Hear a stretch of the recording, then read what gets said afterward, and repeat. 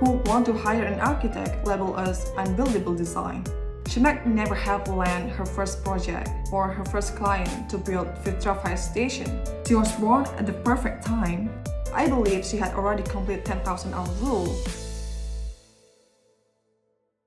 I think there is a special moment or X factor that makes the best architect or star architect stand out. I mean, tons of people graduate from architectural degree, but not all of them end up as an architect. Some architects work really hard, they are super passionate, they are super talented, but they never become famous or influential. Even we have never heard about them. So what's the deal?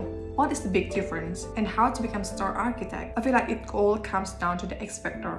It's kind of like what we call about outliers. I believe some of you have already known what is outlier, which becomes success. It is not just about being smart or genius or talented, but this is also about opportunity, timing, or special circumstances that make us special. I use outliers based on Malcolm Gladwell described on his book, which success people have special circumstances and advantage that help them stand out from the crowd. Success wasn't just about being smart or skilled or talented, but also being in the right place at the right time with the right skill.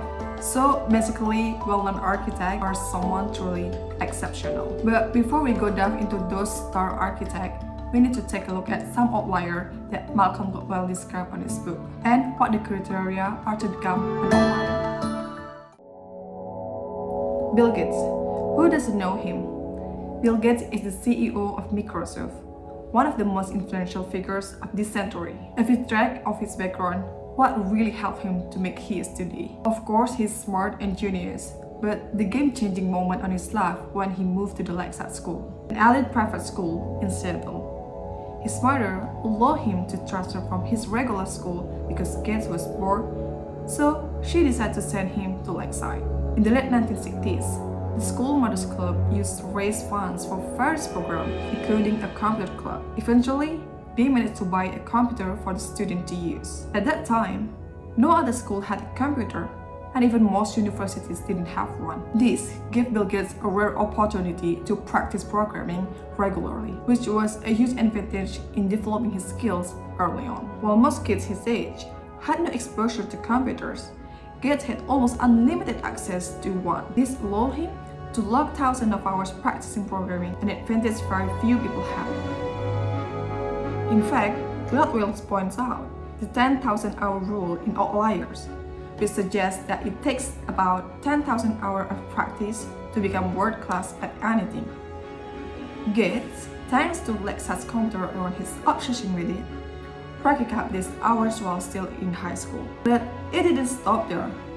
Gates continued to have access to computers at crucial moments, even snuck into the University of Washington's computer lab late at night to get more practice, and eventually found more opportunities to work with computers. By the time the personal computer revolution came in the mid-1970s, Gates had already logged an extraordinary amount of experience in a field that was just starting to explode. Gladwell argues that Gates' success wasn't just about being smart, it was about having a perfect combination of talent, drive, and the most important, timing. He was born in an era when computers were about to take off, and he had rare early access to technology that very few others had. This is what made Gates an outlier based on Malcolm Gladwell's story. He was in the right place at the right time with the right skill. Once we figure out what makes someone an outlier, we can start tracking well-known architects based on those factors. It could be things like their family background, education, their early skills, or what they were passionate about. Then we look for that turning point in their life, whether it happens slowly or quickly, that set them on the path to becoming one of the greatest architects. Zaha Hadid, known as the Queen of the Curve, was one of the most influential women in architecture, breaking through a profession dominated by men.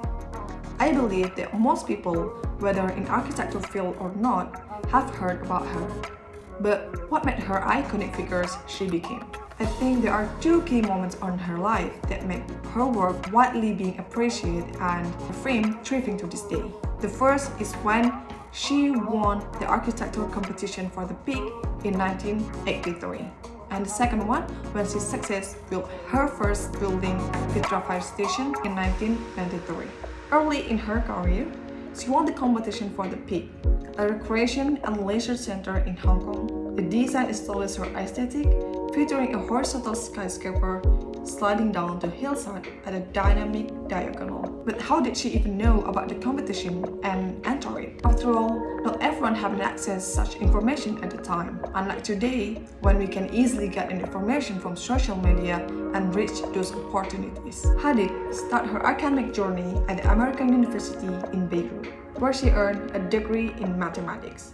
In 1972, she moved to London to attend the Architectural Association, or AA School, a key center of progressive architectural ideas in the 1970s.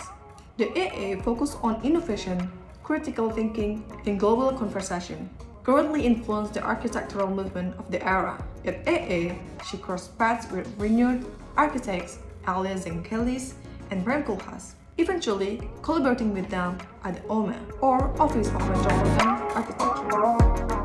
Her growing connection in the architectural community and her work at AA cemented her reputation as a daring, innovative designer.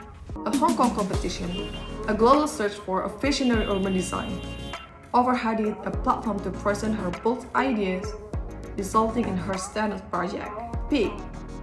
Hadid's involvement in AA and its network made it easier for her to access information about such competitions. Her community wasn't just about support system, it was her gateway to opportunity.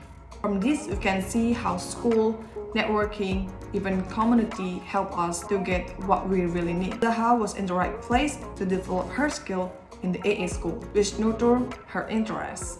Not all schools like AA, which has significantly influenced the global architecture movement. Although she had an opportunity to enter the competition, how did Zaha win it? As we know, Zaha was highly talented and skilled, with a strong interest in painting. Her paintings for the Peak were partly inspired by traditional Chinese watercolor landscape. Her travel in China and her study of traditional Chinese art and architecture also played a role in shaping her aesthetic.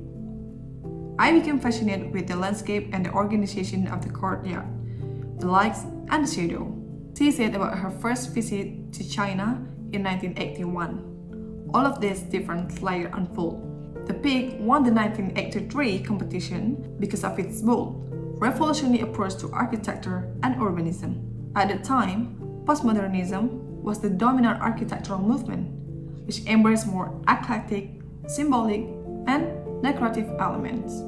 However, Zaha Hadid's design stood out because it rejected these nostalgic aspects and embraced the constructivism, focusing on fragmentation, abstraction, and dynamic forms. Her radical vision broke free from traditional architectural constraints, embracing the joy with its originality and boldness. This was a defining moment. She was in the right place at the right time. Zaha Hadid's creativity and talent thrived in the 1980s, a period when her ideas could challenge the prevailing postmodernism.